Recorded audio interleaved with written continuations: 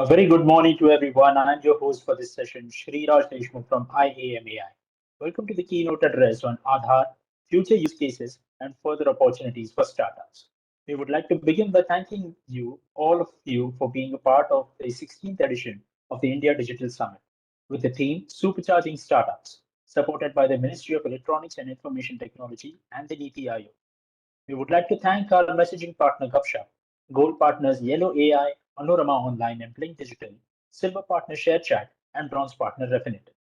So without any further delay, it is my pleasure to introduce you to the moderator of this session, Mr. Srinivas Jain, Executive Director and Head of Strategy at SBI Mutual Fund, and the keynote speaker for this session, Dr. Saurabh Garg, Chief Executive Officer at the Unique Identification Authority of India, or the UIDAI.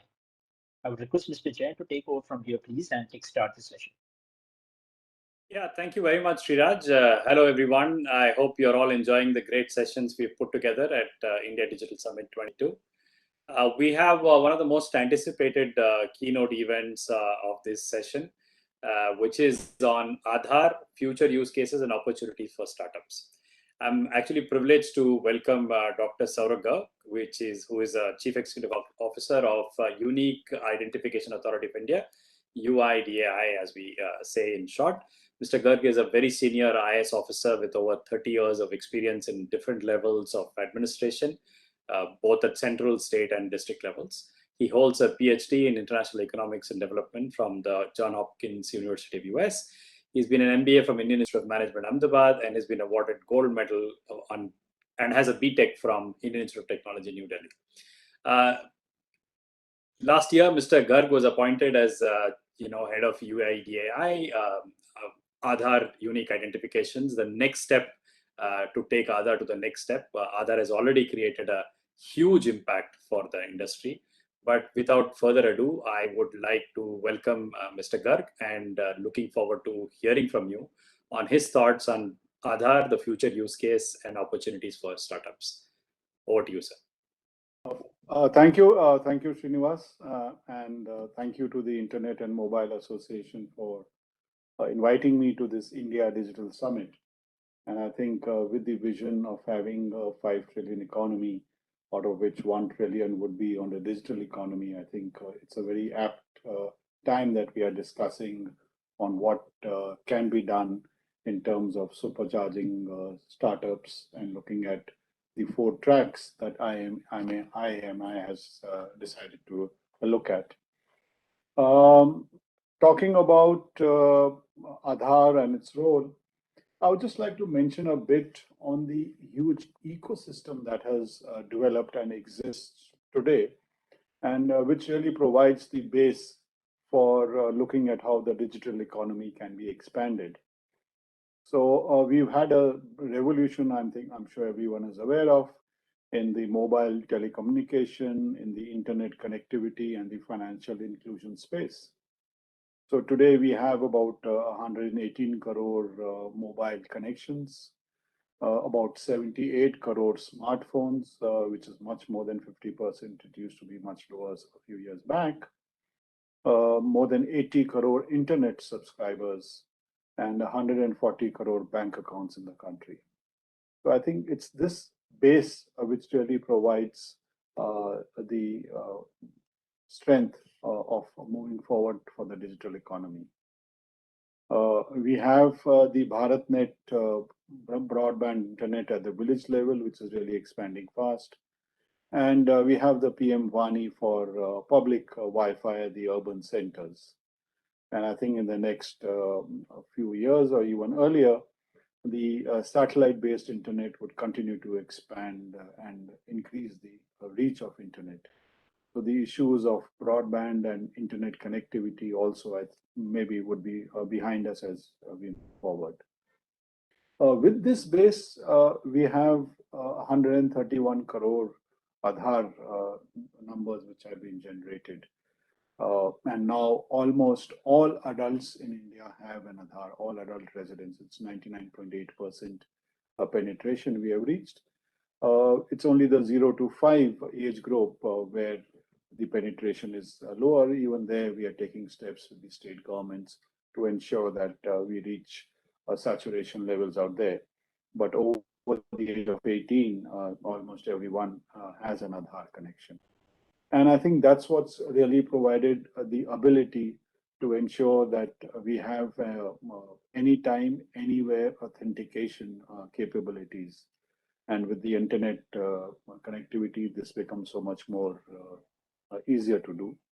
We have a robust legal framework now with the Aadhaar Act, with the IT Act, and the upcoming Data Protection Act would only strengthen this legal framework. And the focus to become much more citizen-centric, much more technology-led, and to a greater digital society. I think the basic infrastructure is in place, and Aadhaar as a universal digital identity only ensures that it gets implemented in a much more seamless manner. If you look at what already exists, we have the in India technology stack with Aadhaar, of course, as the foundation presence-less identity. And on that, we have the UPI, we have the e-sign, we have the DigiLocker. So these are all services that have been built up on the India stack and which are available, I'm sure, to look at how we can expand it further.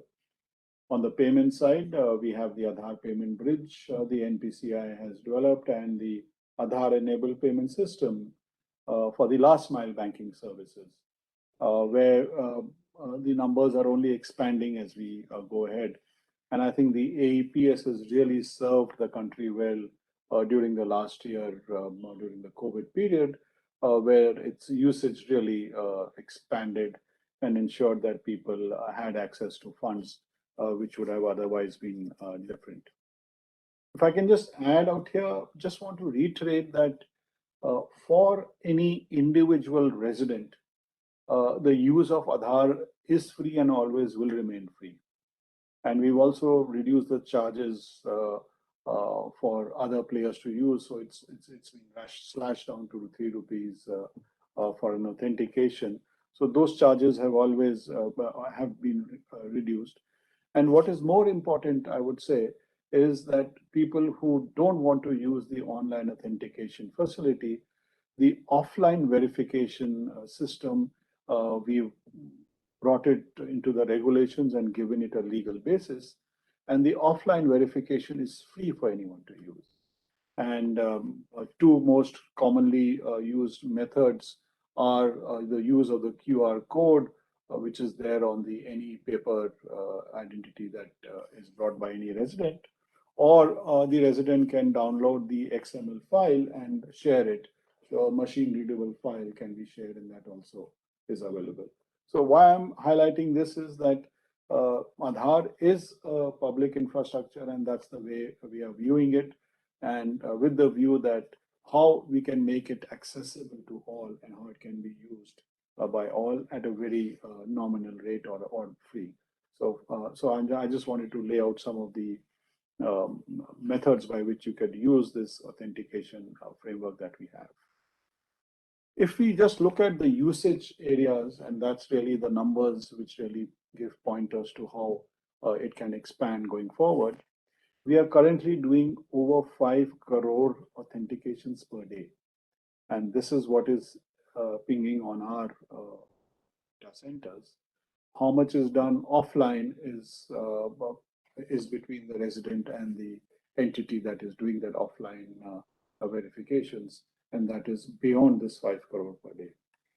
And and we have more than 700 welfare schemes which are using the Aadhaar infrastructure to ensure that the benefits go to the right person at the right time and without any delays. And similarly, if you look at the payments infrastructure which has been built up, we have about 40 crore last mile banking transactions being done every month on the AEPS system through the more than 50 lakh micro ATMs that exist across the country in the 6.5 lakh villages. So essentially, you have a fingerprint device available in more than one place in every village in the country. And that's the kind of infrastructure that's working on the internet that exists and working with the operators who are able to handle these kind of transactions. And I think that's what provides the strength that going forward we can really move for the ideal of the digital society that we are talking about. Apart from that, face authentication is, apart from the finger and iris, the authentication that already is there. Face authentication has already been opened up for some of the health benefits and Jeevan Praman for the senior citizens. And I hope as we go forward, we'll just be expanding this. So that opens up another realm of opportunity, which can be very well utilized at the ground level. Obviously, all these have to operate within the legal framework that's been set out by the different acts and the Supreme Court judgment. And I think that only lends credibility and faith of the people in the system. So to that extent, it's advantageous to have this kind of a legal framework, which is robust and faith-inducing, if I can put it that way. What are some of the opportunities which exist? I think which is something which a lot of the startups and other agencies, other companies would be interested in. One area, as I mentioned, initially we have 140 crore bank accounts, and where a lot of the growth might lie in the future is looking at the non-banking entities, whether it's a non-banking financial companies, looking at the capital market entities, looking at the insurance market areas that are working and what can be done so that the onboarding through the robust eKYC of the Aadhaar can enable a lot more people to come onto the system than have been. We have around 140 crore bank accounts, as I mentioned, and around 5 to 7 crore investment accounts or people who are investing in the capital markets. And I'm sure that gives an opportunity in itself of what can be done out there. We have the e-sign services, which are commercial e-sign. And I think a lot more activities can be built around those e-sign services because it gives a methodology for any individual to actually sign a document in a very authentic manner. So solutions which are based around this e-sign services can be looked at how to build trust within the system. And I think it's a common economic methodology that people talk about. Trust is the basis for any economic foundation, and therefore it has to be ensured that how we can increase this trust, and use of e-sign would no doubt make that. The next would be in terms of I mentioned about the DigiLocker services, which provide authentic certificates of different kinds in which to an individual, and those can be fruitfully leveraged to look at what other solutions can be built around these certificates that are available. It's a driving licenses there on DigiLocker, which an individual can access. It's the Aadhaar card is there, the PAN card is there, certificates are there. So solutions which utilize the DigiLocker mechanism is something which would be of interest. On the credit side, I think the account aggregator framework, which the RBI is developing, and the open credit enabled network that is being discussed, I think that would provide a lot other opportunities to technology service providers and fintech firms on how we can leverage that to ensure credit, especially to individuals, to small services, to vendors, etc., and which credit is in fact the bugbear, especially for those kind of people who are unable to provide any collateral. And this transactions-based services, or how we can record those transactions and use that as a collateral, is something which these technologies will enable. We have the Aadhaar-based Udyam registration for MSMEs, which also provides possibilities of how it can be leveraged by different companies to build solutions using that authenticity of that registration of the MSME. There are other programs like the Digital Health Mission and the unorganized workforce, which is being the data that is being built up. So how, what possibilities exist for giving services around those areas to people and depending on what they require. And lastly, I would say that we have the good governance rules which are being used by a number of state governments. There are already more than 70 odd programs which are utilizing the good governance guidelines.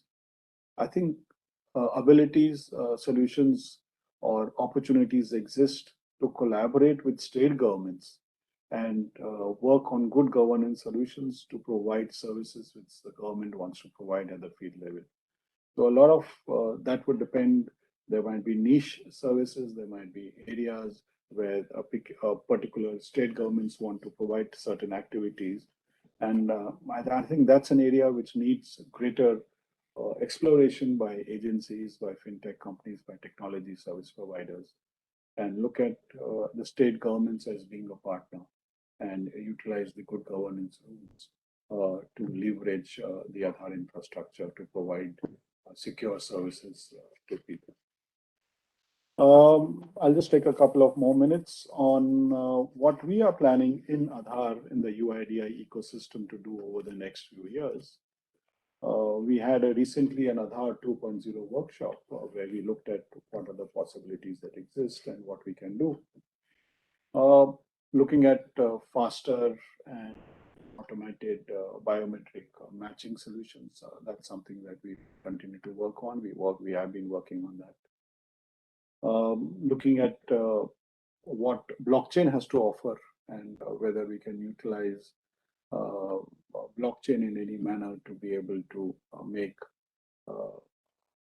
our solutions at a decentralized level is something which is obviously, but that is something in the future, but it's on our horizon.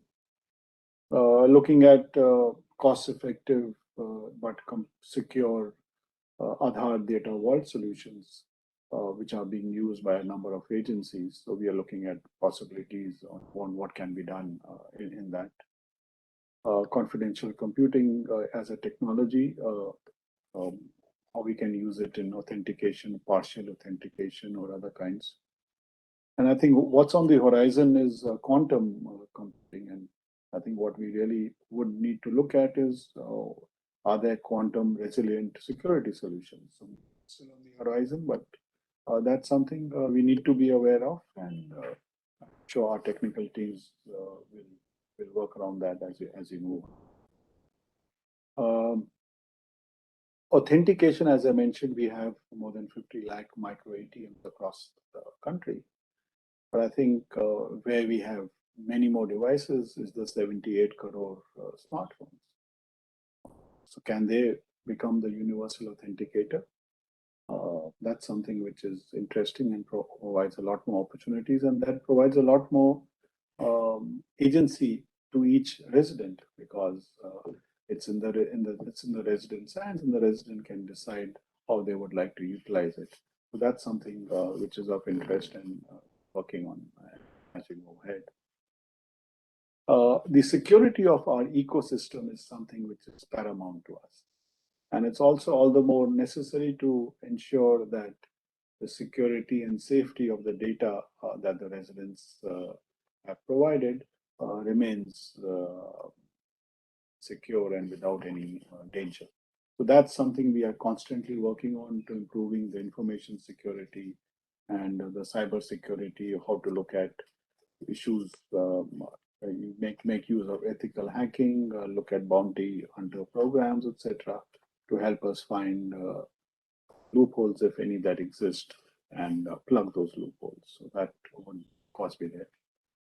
And given the fact that we have this legal framework, the consent architecture and data privacy bill, which is there, which will also bring out this much more clearly. So that is something, of course, of interest. And we've done some work internally, and would be happy to look at how this pans out, because privacy concerns, concerns of individual dignity and data privacy would continue to remain paramount and important and which all the acts and judgments have also mentioned. So I think all these provide enormous opportunities for the industry, and especially given the focus on digital India, a digital society, on a digital economy. The field can only increase as we go ahead. And of course, we need to be aware of the pitfalls, of the dangers, but we need to work on them both simultaneously as we go ahead. So I think this digital summit that is being held by IAMI and all the industry partners, sure it will come up with interesting suggestions and solutions going forward, and look forward to more interactions with the industry participants and the IAMI as we go forward. Thank you. Thank you once again for inviting me for this, and thank you. Yeah, thank you very much, Mr. Garg. Those were really interesting insights on what Aadhaar and what UIDAI has enabled. If you have some time, I'd like to follow up with a couple of questions. Sure. One of the interesting questions, you did talk about it recently. You did, hold a hackathon. There were two themes. One was on enrollment and update. Second one was identity and authentication. If you can give us some interesting use case that you have seen here, and what is that you can expect from the so-called Aadhaar 2.0, which is likely to come soon. I mean, the hackathon, that's what the first time we did it this year. And I must say the kind of response we got for the hackathon was immense. We had these two themes that we had developed ourselves on. And we had more than 5,000 registrations from engineering colleges. And ultimately, we had more than 1,700 teams which really participated. And we got nearly 150 odd good solutions that people had worked upon. Prior to the hackathon, we did a number of mentoring sessions which students attended and looked at what can be done. And I'm so happy to see that ultimately, when we had the results, we had one team from IIT Jammu, we had a team from Guwahati, we had a team from Chennai, and we had a team from Navi Mumbai. So literally from all the four corners of the country, we had teams which ultimately was selected as the top solutions that we looked at. And some of the solutions that they have suggested, obviously, it's not that what they suggested we can put it into operation straight away, but I think the ideas that they gave on address updation, on authentication, they were very interesting leads, and I think that's what is being worked on by our teams now to ensure that they are put into business, into commercial production. We also, some of those we hope will do some internships with us. That was one of the things that we had. But I must take this opportunity to also mention that there is this Smart India Hackathon, which is done every year. And this year, for the first time for the Smart India Hackathon 2022, UIDAI is also participating in that. And we've given a set of problem statements, more than 10, which would be their part of it. I think they have a separate schedule, which will pan out from January to June. And they have a much more intense way of mentoring and working with teams. So I'm sure I would strongly urge people who know of technology enthusiasts who might be interested in participating. So please look at the Smart India Hackathon. We are having 10 odd problem statements. We are also looking at that. And we would be very happy to work with those teams going forward. Aadhaar 2.0, as I mentioned briefly, we had a host of people from the industry who came forward and participated. We had more than 700 odd participants. We were doing the first physical event, which we were doing after a long time. We were able to do it in the end of November. And I think the interest it has generated, the queries it has generated, we hope to work with the industry going forward on that too. Yeah, thank you for that, sir. I'm sure many people are looking forward for the next version of Aadhaar 2.0. Sir, you briefly touched upon the info security issues and the work that Aadhaar is doing. I also read about how you've worked very hard in removing those ghost beneficiaries from the account, the weeding out of them. Can you give a little bit more insights on what are you doing on the data protection of residents and also on removing these ghost accounts from your system? Yeah. As I mentioned, cybersecurity is of paramount importance to us. We are also what is called a critical infrastructure, designated critical infrastructure under the Information Technology Act, which automatically sets out basic protocols that we need to follow. We have a multi-layered, all-encompassing mechanism. So we have a number of firewalls. It's not single based. And we have an information security management system, a framework to shield from emerging threats and vulnerabilities that we keep updating as we go ahead.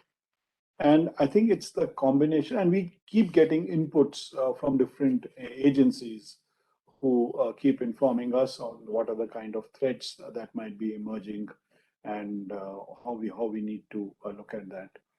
And this is something we keep updating ourselves. We have a 24/7 securities operations center, which looks at what is happening not only directly in our centers, but on other places, and what are the kind of threats. And of course, looking at issues like ethical hacking and etc. to look at where we can. So I think that is something that we give the highest importance to, the data security. And we have allow access to our data centers only through trusted lines. There is a system of certifications that we have built in. So only through that, though, they can access our systems so that there is no unknown or zero-day attacks kind of thing, or how we can prevent that. So that's one thing on the cybersecurity. But I think the second part of your question was more looking at how we are trying to purify the system. And I would put it in 2 points. One is looking at our own, how to ensure our own system remains updated. And for that, what we are improving our resident centricity, if I can put it that way. We already have more than 50,000 touch points where a resident can go to update their addresses, their fingerprints, if they want to get a new photograph done, change their mobile numbers. So we have these 50,000 odd touch points which are there in the banks, post offices. But 2 important measures we have taken recently. One is onboarding the postman, the Dakia. So we have 1.5 lakh postmen across the country in the 6.5 lakh villages. So ultimately, our aim is to ensure that each of those Dakias, each of those postmen have a tablet which can update the information and purify it, improve it as we go along. And also we are looking at the CSCs, the customer service centers. Even though there are 4.5 lakh of them, we are only choosing the best 20,000 who are doing banking correspondence, who are of a level of trust and certification which meet our standards. So that will increase from the 50,000, it makes it another 20,000, 70,000 touch points apart from the 1.5 lakh postmen would be there. Apart from that, we have the portal, which we call My Aadhaar portal. And we are seeing a lot more traffic. People are coming onto the portal directly so they can access it from their homes, from their mobile phones, computers, or any of the 4.5 lakh CSC centers. They can go to My Aadhaar portal and do it on their own. And the last point is the mobile app. We have a mobile app, and given that we have 78 crore smartphones, we expect a lot more people to use that mobile app to be able to update their informations. And that's the best way to ensure that our systems remains purified and improved as we go ahead. I would also just like to add one point out here. A lot of people ask us that supposing someone shows me Aadhaar card, how do I know whether it's not been photoshopped? How do I know whether the photograph or the name has not been changed? And I would suggest for this is that we have this QR code verifier in our mobile app. Also in the Apple Play Store or the Google Play Store, we have this Aadhaar QR code reader.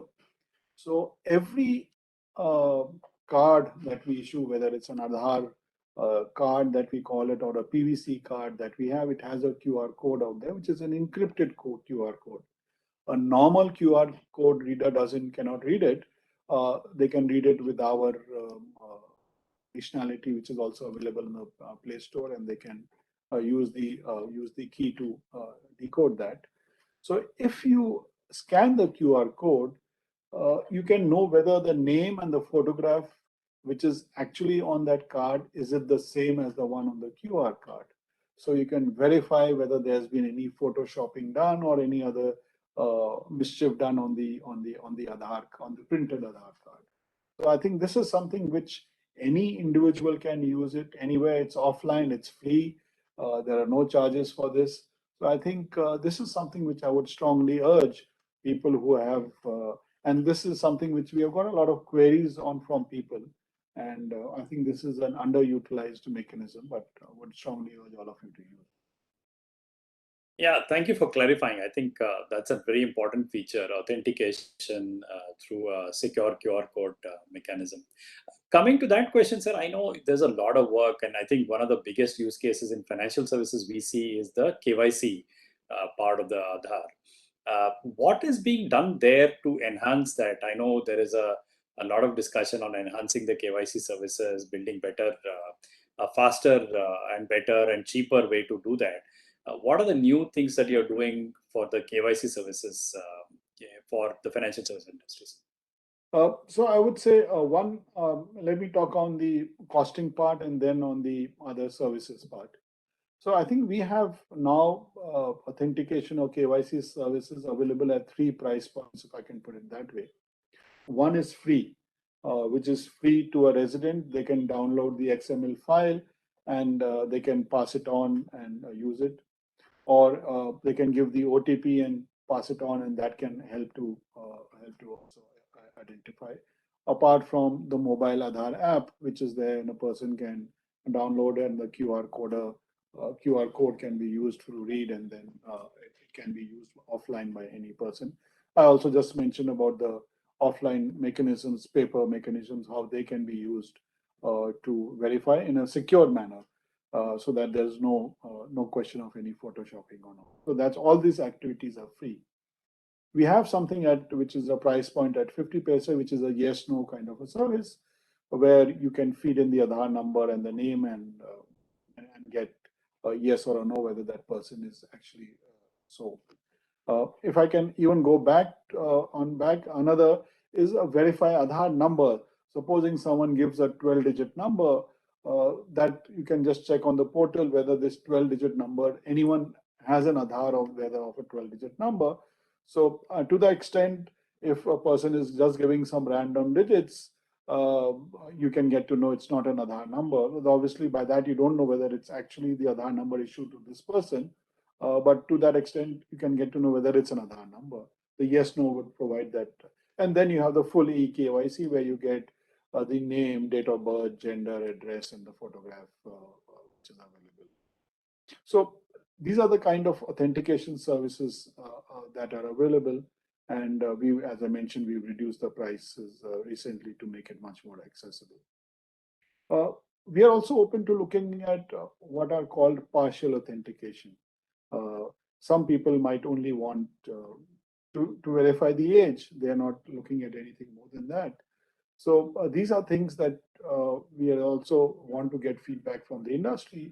What is the kind of demand there is, and we can accordingly create, and whether it might be just age you want to verify, someone just wants to verify whether that person is living in that area and they don't want the address, but they just want a confirmation whether that person is a resident of that area. These are kind of services where we have not yet developed the solutions, but would be open to looking at. Thank you, Mr. Garg. Actually, we've been, this has been a fantastic session. Very deep insights on some of the inner workings of UIDAI and what you've been doing. It's amazing, how massive and impactful Aadhaar has been. And every year there is such big sets of data that we see on APS, that we see on DBT, that we see today on KYC. It's really, really wonderful to see the work that you and your team has been doing at UIDAI. As citizens of the country, we're extremely thankful that we have such a lovely infrastructure to bank on. Also, thank you for sharing information about the next generation of Aadhaar, which is the Aadhaar 2.0, and the exciting time that we will have for the entire digital ecosystem in India. It's been a lovely session. I wish we could go on and on and on, but we've run out of time. Thank you very much for this session, sir. Thank you for inviting me. Hand you over to the host, Mr. Siraj. Thank you very much, sir. Over to you, Mr. Siraj. Thank you, sir, for an engaging address. It was indeed insightful, and I'm sure everyone must have had certain key takeaways to take away from this particular session. And I would also like to thank the moderator for sparing time and being with us today. Thank you, sir. And another thank you to all the attendees as well. Thank you so much, everyone. Stay safe and stay tuned for the next session. Thank you. Bye. Thank you, sir. Thank you very much for your time. Thank you. Great to have met. Okay, bye. Pleasure, sir. Pleasure. Thank you. Bye-bye.